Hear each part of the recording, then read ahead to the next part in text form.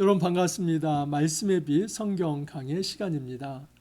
우리는 평화를 추구합니다. 하지만 이 땅의 평화는 묘연한 것 같습니다. 통일한국을 추구하지만 남과 북이 언제 다시 통일이 되어서 하나가 되어 살아갈 수 있을까? 참 그것이 정말 가능한 일일까? 그렇게 생각이 됩니다. 동과 서가 더 이상 지역 감정을 갖지 않고 서로를 포용하며 받아들이길 바라지만 현실은 녹록치 않습니다. 세대 간의 갈등도 마찬가지 않습니까? 이 젊은 세대와 또 나이 드신 분들 사이에 깊은 골이 있습니다.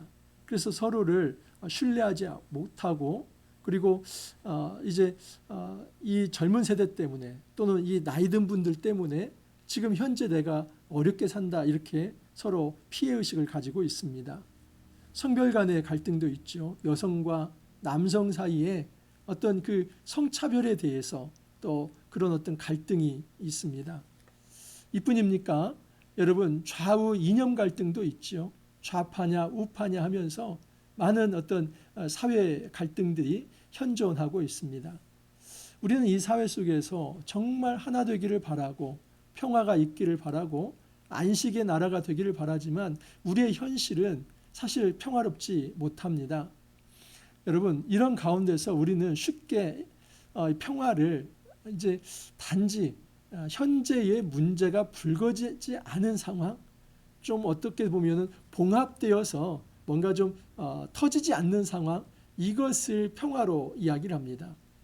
정치나 어떤 외교학적으로 본다면 이 평화를 힘의 균형이라고 그들은 이야기를 하죠. 그래서 어떤 쪽으로도 힘이 쏠리지 않고 힘의 균형이 있을 때에 평화가 이루어진다. 정치 외교적으로는 그렇게 이야기를 하기도 합니다. 하지만 여러분 성경이 말하는 평화는 이게 아닙니다. 어찌 보면 이러한 것들은 봉합 단계, 휴전 단계의 그런 평화라고 볼 수 있지요. 그래서 더 이상 전쟁이 없는 상태, 좀 뭔가 문제가 발생되지 않는 상태, 이걸 평화라고 이야기를 하고 또 그런 평화를 추구합니다. 그런데 주님께서 우리에게 원하시는 또 주님께서 이 땅에 이루시고자 하는 평화는 이런 위장된 평화, 가짜의 평화가 아닙니다. 주님은 이 땅에 진정한 평화를 이루시기 위해 이 땅에 오셨습니다. 여러분 하나님 나라가 언제 시작됩니까? 제가 여러 번 말씀드렸기 때문에 좀 아실 겁니다. 많은 분들이 하나님 나라는 예수님이 가져오셨지요. 예수님께서 하나님 나라를 도래케 하셨습니다. 네, 일부 맞습니다. 하지만 그게 온전히 맞는 대답은 아닙니다. 하나님 나라는 하나님의 창조에 의해서 이미 시작이 된 것입니다. 에덴에서 이미 하나님 나라가 시작이 된 것이죠. 바실레이아 투 데우라고 하는 말, 이것은 하나님의 나라, 이것은 하나님의 통치를 의미합니다. 하나님께서 통치하는 그곳이 바로 하나님의 나라이죠. 하나님께서 첫사람 아담을 하나님의 형상으로 만드셨습니다. 그리고 동산 중앙에 선악과를 만드셨죠. 다른 모든 것은 네가 다 따먹을 수도 있고 또 누릴 수도 있지만은 이 선과 악을 알게 하는 이 열매만큼은 네가 따먹지 말라. 여러 계명도 아니고 딱 하나의 계명을 두었습니다. 이것은 하나님이 창조자로서 아담은 피조물로서 창조주와 피조물의 관계를 설정하는 딱 하나의 규율입니다. 그래서 이것은 아담을 괴롭게 하자 하는 것이 아니라 나는 창조자이고 너는 창조자께 이제 경배해야 할 피조물이다. 그 관계 설정을 위한 하나의 법령이었습니다. 그런데 그것을 어기지 않았습니까? 그것을 어겼다는 것은 단순히 그냥 열매 하나 실수로 따먹은 이게 아니라 창조주 하나님을 그의 마음에 인정하지 않는 것입니다. 눈이 밝아지면 나도 창조주처럼 이 단 하나의 어떤 금령마저도 내게 이제 나를 예속시키는 것이 아니라 내가 완전히 자유하게 되어서 하나님처럼 그렇게 살고 싶다는 욕망과 교만이 그 선악과를 따먹는 것으로 투영이 된 것입니다. 그래서 하나님께서 인간을 에덴 동산 밖으로 쫓아내십니다. 에덴 동산 밖에서의 인간은 생명의 한계가 있지요. 여러분 에덴 동산 안에서는 영원치 향적 존재입니다. 다시 말해서 선악과를 따먹지 않는다면 그는 영생을 누리고 살 수 있는 존재다 하는 것입니다. 이게 진정한 평화이죠. 이 생명과 평화는 항상 붙어 있습니다. 생명의 풍성함의 상태가 바로 평화입니다. 그런데 아담이 하나님께 범죄하고 에덴으로 쫓겨났을 때는 생명의 한계가 찾아온 것이죠. 그 생명의 한계가 무엇입니까? 죽음이죠. 그 죽음은 모든 결핍을 만들어내는 것입니다. 건강의 결핍, 물질의 결핍, 또 어떤 관계의 결핍, 다 이것은 죽음의 그림자의 모습들입니다. 그래서 깨어진 하나님 나라라고 하는 것은 에덴 동산 밖으로 쫓겨난 인생을 하나님께서 그렇게 말씀하신 겁니다. 그러면 예수님이 마지막 아담으로 이 땅에 오셔서 하실 일은 무엇이겠습니까? 당연히 바로 깨어진 하나님 나라를 바로 세우는 것. 그것은 하나님께서 온전한 평화, 온전한 영원한 생명, 그것을 이 땅에 도래케 하겠다 하는 것입니다. 예수님의 십자가와 부활은 바로 이 죽음의 권세를 깨뜨리시고 진정한 생명의 나라, 평화의 나라를 만드시겠다 하는 그 확고한 의지이며 또 하나님의 뜻입니다. 예수님께서 이 땅에 이것을 이루시기 위해 오셨습니다. 그래서 예수님은 오늘 이제 너희들이 평화에 대해서 뭔가 좀 오해하고 있는데 그 평화의 개념에 대해서 내가 좀 한번 잘 이제 수정해 주겠다, 가르쳐 주겠다, 한번 배워봐라, 그 말씀을 합니다. 한번 보십시오. 오늘 말씀 누가복음 12장 49절에서 59절입니다. 내가 불을 땅에 던지러 왔노니 이 불이 이미 붙었으면 내가 무엇을 원하리요? 나는 받을 세례가 있으니 그것이 이루어지기까지 나의 답답함이 어떠하겠느냐? 목사님, 이 예수님 이미 세례 요한으로부터 세례 받지 않았습니까? 그런데 여기 보면은 나는 받을 세례가 있으니 그것이 이루어지기까지 나의 답답함이 어떠하겠느냐? 좀 이상한데요. 이미 세례 요한으로부터 세례도 받은 분이 앞으로 뭐 받을 세례가 있다고 하면서 아직 그 세례를 받지 못해서 내가 좀 답답하다. 이게 무슨 말입니까? 여러분, 그건 49절과 연결되어 있습니다. 내가 불을 땅에 던지러 왔노니 이 불이 이미 붙었으면 내가 무엇을 원하리요? 전통적으로 이 불은 하나님의 심판을 의미합니다. 그래서 예수님의 이 세례 사건과 이 불의 임함이 연결되어 있는 것이죠. 예수님께서 지금 아직 내가 세례를 받지 못했기 때문에 마음이 답답하다. 근데 그것은 세례를 받았을 때 하늘로부터 불이 내려와서 하나님의 심판이 이루어질 거라는 겁니다. 여러분, 이것은 예수님의 십자가와 죽음을 의미하는 것입니다. 사실 예수님께서 세례 요한에게 받았던 그 세례의 의미가 무엇입니까? 이제 저하고 공부를 했으면 좀 아시겠죠? 이게 수면이라고 한번 보십시오. 세례라고 하는 것은 이 수면 밑으로 내려가는 겁니다. 밥디죠, 침례죠. 이제 수면 밑으로 내려갔을 때 어떻게 됩니까? 사람은 죽게 되죠. 그런데 물 위로 다시 올라옵니다. 그러면 숨을 쉬면서 다시 살게 되죠. 그래서 이 세례라고 하는 것은 죽음과 다시 살아남에 대한 하나의 표징입니다. 예수님께서 세례 요한에게 이 세례를 받은 것은 자신의 죽음에 대해서 죽고 또 이제 새로운 생명을 살아나는 것, 이걸 얘기하는 게 아니라 모든 인생의 죄를 다 짊어지시고 그 모든 인류의 죄에 대한 싹시 죽음인데 그 모든 인류의 죄를 짊어지고 죽으신 겁니다. 십자가 위에서. 그리고 다시 부활하심으로써 모든 인생에게 영원한 생명을 선물하시는 것이죠. 그렇기 때문에 지금 세례 요한에게 이미 받았던 세례는 예수님의 십자가와 부활에 대한 예표라고 볼 수 있지요. 그것은 하나의 예표입니다. 그러면 진짜 실체는 무엇입니까? 예수님의 십자가 사건과 부활이죠. 그런데 지금 우리는 어디를 묵상하고 있냐면 여행 단락입니다. 누가복음 9장 51절에서 19장 27절까지가 여행 단락인데 19장 28절부터는 예루살렘 사역이 시작입니다. 그러니까 아직 예루살렘으로 가기 직전에 예수님께서 하시는 말씀입니다. 지금 예루살렘에 가면 그곳에서 십자가를 지고 또 부활 사건도 있을 텐데 그 사건이 이루어지기까지 나의 답답함이 얼마나 크겠느냐. 예수님의 십자가 사건을 통해서 예수님의 부활 사건을 통해서 하늘에서 불이 내려올 것입니다. 진짜 뭐 하늘에서 불이 쏟아진다 이 말이 아니라 하나님의 심판이 임할 거라는 것입니다. 여러분, 이것이 바로 진정한 하나님 나라의 도래입니다.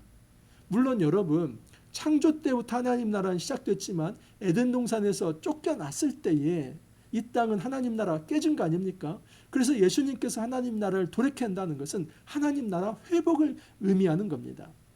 미미하게 지금 진행되고 있지만 이제 구속사가 예수님을 통해서 이루어진다는 것이죠.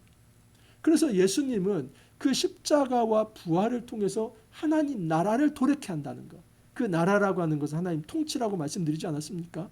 하나님의 통치가 임한다는 것은 사단의 이 불법 점유자들을 몰아내는 겁니다. 축출해내는 겁니다. 통치가 임한다는 것은 축출해내는 겁니다. 이런 한번 생각을 해보십시오. 이런 겁니다.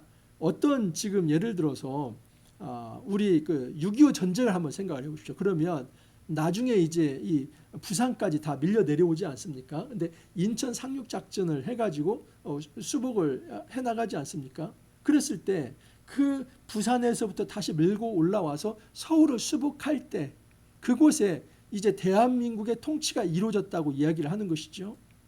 그래서 하나님의 나라라는 말은 하나님의 통치라는 의미입니다. 하나님의 나라가 임한다는 것은 대적이 물러나는 겁니다. 대적이 물러나지 않는다면 하나님 나라는 도래하지 않은 것이죠. 그러므로 예수님이 이 땅에 오셨다는 것은 하나님 나라의 도래이고 그것은 사단의 나라가 물러나는 것입니다. 그러면 여러분 이 과정에서 이 아직 사단과의 싸움이 완전하게 끝나지 않은 이 과정에서는 분리와 분열과 고통과 갈등이 수반될 수밖에 없다는 것을 주님께서 말씀을 하는 겁니다. 그러므로 진정한 평화가 이루어지기까지 그 과정에서 아픔과 고통 그리고 갈등, 상처 이것이 있을 수 있다는 것을 이야기합니다. 자, 51절 이하를 보면 내가 세상에 화평을 주려고 온 줄로 아느냐 내가 너에게 이르노니 아니라 도리어 분쟁하게 함이로라. 이 말씀 들으면서 상처받을 수도 있어요. 우리는 생명과 평화를 그렇게 근과 억조로 여기고 예수님이 임하시면 하나님 나라가 임하면 평화가 임한다고 했는데 예수님이 평화를 가져러 오신 게 아니라 서로 분열과 다툼을 가지러 오셨다. 예수님은 분열의 주인가? 이렇게 그냥 쉽게 생각하시는 분이 있습니다. 그렇게 생각할 필요가 없습니다. 자, 먼저 한번 풀어드리겠습니다. 누가복음 2장 14절에 보면은 예수님께서 이제 태어나시기 전에 하늘에서 목자들에게 이제 예수님의 태어남에 대해서 이제 증언을 할 때 이렇게 천군 천사가 이야기하지 않습니까? 지극히 높은 곳에서는 하나님께 영광이요 땅에서는 하나님이 기뻐하실 사람들 중에 평화로다. 이 하늘에서는 하나님의 영광이고 그리고 이 땅에서는 하나님이 기뻐하신 사람들 중에 평화로다. 이 이야기는 하늘의 평화가 이 땅의 평화로 내려온다는 겁니다. 이미 하늘에서는 하나님의 영광이 가득하다는 것은 하나님이 주권자로서 그곳은 질서가 다 잡혀 있고 사단이 물러나 있고 사단이 더 이상 하나님을 대적할 수 없다는 겁니다. 하지만 이 땅에 지금 사단이 이제 공중 권세를 잡고 인간을 괴롭히려고 할 때 여전히 그곳은 아픔이 있고 상처가 있는 것입니다. 근데 그 땅에 하늘의 영광이 땅의 평화가 되게 하도록 임하게 하겠다는 것이죠.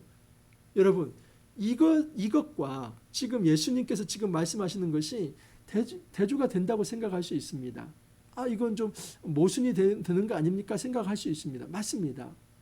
지금 예수님이 이 땅에 오신 것은 평화를 가져오시는 겁니다. 그런데 오늘 말씀에 보면 내가 세상에 화평을 주려고 온 줄로 아느냐? 아니다. 나는 도리어 분쟁하게 하려 합니다. 이게 도대체 무슨 말씀일까? 여러분, 평화의 궁극적 의미를 예수님께서 다시 설명해 주는 것입니다. 내가 가져올 평화는 위장된 평화도 아니고 가짜 평화도 아니고 그리고 어떤 잠시 휴전 상태가 아니다. 내가 가져올 평화는 진정한 궁극적 평화인데 그 궁극적 평화가 이루어지려고 한다면 사단과의 대전투가 필요하다. 주님께서 그것을 말씀하는 겁니다. 그리고 그 사단과의 전투가 필요할 때 이 땅에서는 어떤 모습으로 나타나냐면 분쟁의 모습으로 나타날 수 있다는 것이죠. 이후부터 한 집에 5사람이 있어 분쟁하되 셋이 둘과 둘이 셋과 하리니 아버지가 아들과 아들이 아버지와 어머니가 딸과 딸이 어머니와 시어머니와 며느리와 며느리가 시어머니와 분쟁하리라. 이것은 뭐 그냥 집안 간에 인정사정 없이 다퉈도 된다. 이걸 지금 말씀하는 게 결코 아니죠. 아주 극단적 예를 드는 겁니다. 여러분, 집안에서마저 이런 어떤 갈등이 있다면 사회에서는 어떤 갈등이 없겠냐 하는 것입니다. 오늘날도 여러분 이 좌우 이념 논쟁은 집안에서도 갈등의 문제가 되지 않습니까? 세대 간의 갈등이 있을 수도 있고 성별 간의 갈등이 있을 수도 있고 이념의 어떤 차이로 인해서 갈등이 있을 수도 있습니다. 자, 그런데 예수님께서 말씀하시는 것은 지금 그 정도가 아니라 내가 가져온 이 하나님 나라에 대해서 집안 안에서도 의견 차이가 있을 수 있다는 것이죠. 예수님이 가져온 그 하나님 나라를 받아들이고자 하는 이들이 제자인데 그 제자로서의 삶이 아니라 아니 나는 바리새인이나 서기관들의 그 종교적 형식주의와 율법주의가 더 옳다고 생각합니다 하면서 예수님을 대적하는 사람이 있을 수 있다는 것이죠. 그래서 그 당시에 이미 예수님이 오셨을 때 종교 지도자들이 예수님을 대적하면서 갈등이 일어나는데 이것을 극단적 예로 보여주는 겁니다. 집안에서도 이렇게 생길 수 있다 하는 것이죠. 실제로 그렇지 않습니까? 예수 믿는 일에 있어서만큼은 여러분 양보가 있을 수는 없지요. 내가 예수를 믿는데 집안에서 부모님이 반대한다든지 조부모가 반대한다든지 형제가 반대한다든지 그렇게 한다고 해서 내가 예수 믿는 것을 포기해야만 합니까? 어떤 갈등과 어려움이 있다 할지라도 우리가 예수를 믿는다고 확실히 고백을 해야죠. 그렇기 때문에 그곳에는 잠시 분열과 또는 갈등과 상처가 있을 수 있다는 것입니다.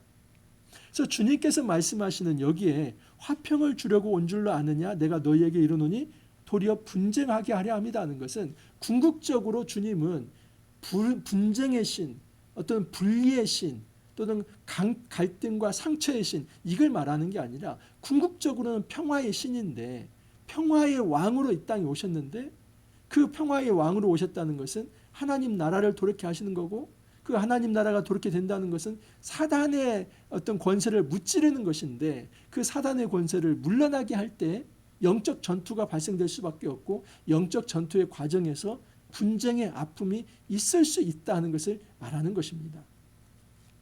또 무리에게 이르시되 너희가 구름이 서쪽에서 이는 것을 보면 곧 말하기를 소나기가 오리라 하나니 과연 그러하고 남풍이 부는 것을 보면 말하기를 심히 더우리라 하나니 과연 그러하니라. 상식이죠.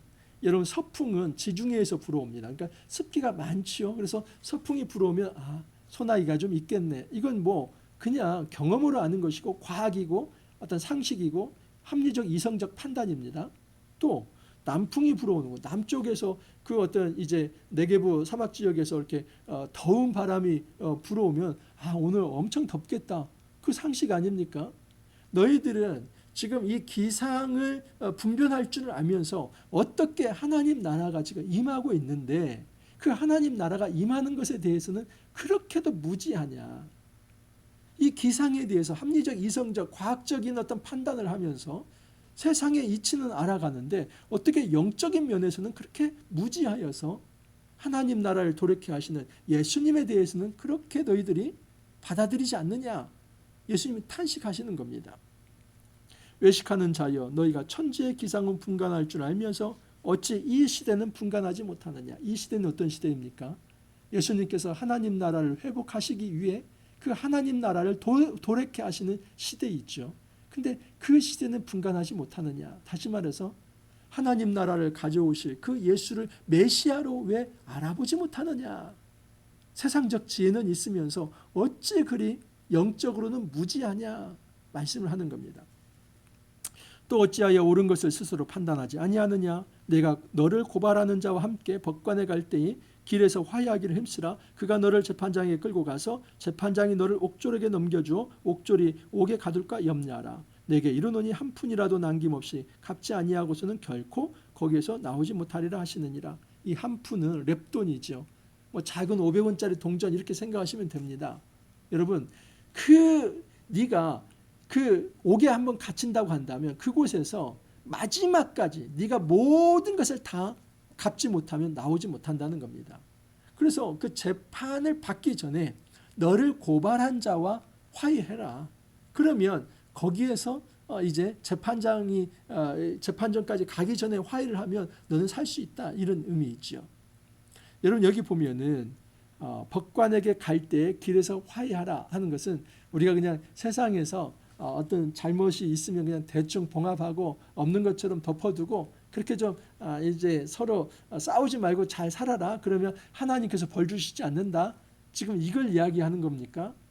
궁극적으로 여러분 이것은 지금 예수님이 예루살렘을 향해서 나아가는 그 예루살렘 도상에서 하신 말씀이라는 걸 꼭 기억해야만 합니다. 지금 아까 말씀을 드렸죠. 이 세례를 받기 전까지 내 마음이 답답하고 또 답답하다. 왜 그렇습니까? 그 세례 십자가와 부활의 순간에 하나님께서 심판을 완전히 이루시는 겁니다. 심판이 시작이 되는 겁니다.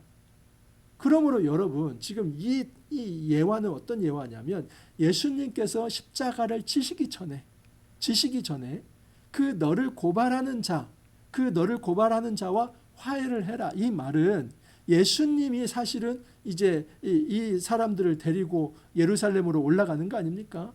그리고 하나님께서 재판장이 되어서 심판하시는 거 아닙니까? 그렇다면 지금 너희들이 예수님을 대적하고 또 지금 불의하고 그러는데 예수님과 화해하라는 것이죠. 그 말은 무엇이냐면 예수님을 메시아로서 예수님을 진정한 주로서 받아들이라는 것입니다. 받아들이라는 것. 그래서 재판정에 이르기 전까지 화해하라 이 말은 우리가 좀 누군가 잘못이 있으면 그것을 좀 잘못 해결하고 가서 예배하라 뭐 이런 정도의 얘기가 아니라 너희들이 지금 예수를 믿지 않음으로써 심판 직전인데 만약에 심판이 시작되면 기회가 없다. 그러니까 완전한 심판이 이루어지기 전에 기회가 있을 때에 예수를 믿으라. 예수님께서 그 말씀을 하는 겁니다.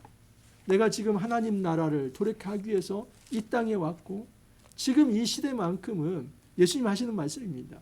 지금 내가 예루살렘 올라가는 이 시대만큼은 오히려 큰 갈등이 있고 아픔이 있고 상처가 있을 수 있다. 하나 그것을 두려워하지 말고 오히려 이때에 너희들의 정체성을 분명히 하면서 내가 예수 믿는 사람이라는 것을 분명히 하라.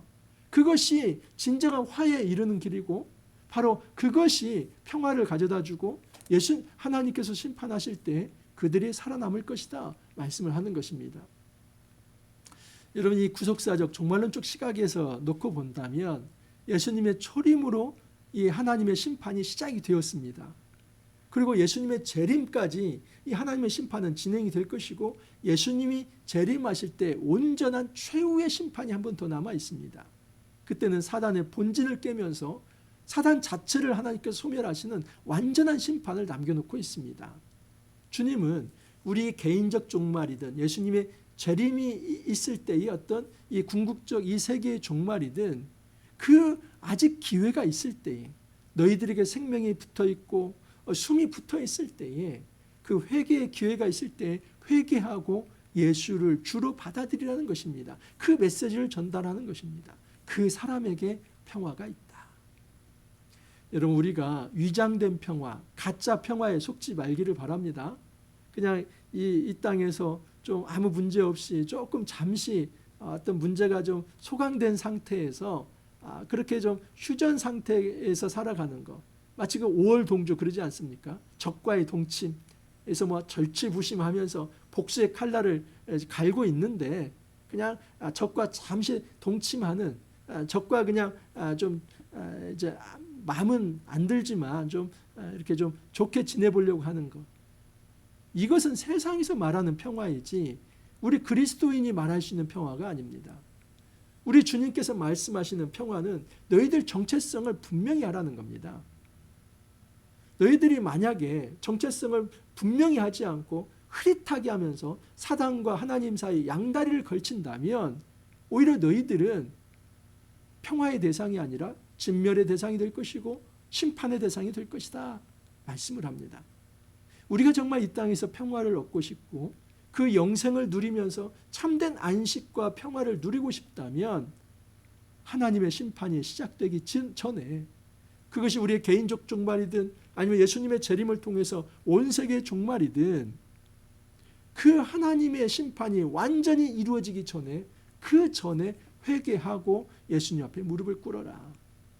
이 과정에서 어떤 사람들과의 관계의 아픔과 상처 그런 것을 이제 어떤 변수로 두지 말고 그런 것 때문에 그것이 장애물이 되어서 하나님 앞에 나아가는데 그렇게 어려움이 되지 말고 그런 거 다 내려놓고 예수를 믿어야 할 그런 순간에 그 기회를 놓치지 말고 예수 똑바로 믿어라.